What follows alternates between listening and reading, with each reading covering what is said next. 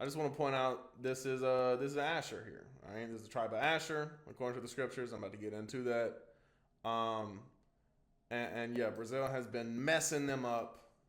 Like they haven't stopped messing them up, especially under Bolsonaro. I don't know how the current regime is doing, but under Bolsonaro, he was taking away other land in the Amazon.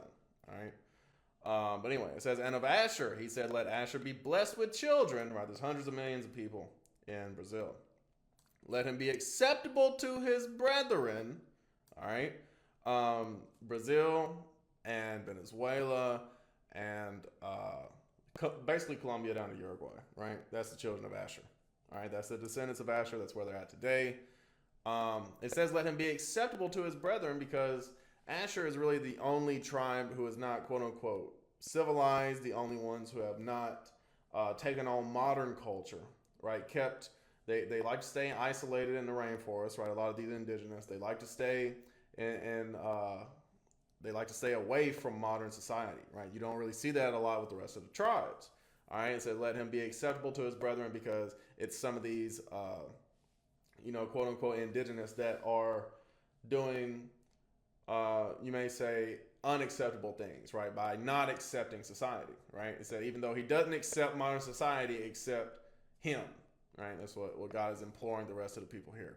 And let him dip his foot in oil, right? That's why not only Brazil, but mostly Venezuela actually has most of the oil. Like the biggest oil reserve on the planet is in Venezuela, something like that.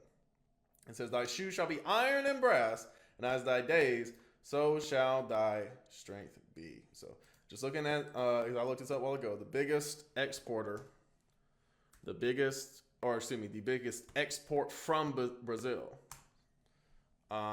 It says here with the whole Google AI thing, which I don't like, but it says it right here. It says Brazil's major exports are dominated by agricultural commodities, mining, and energy products.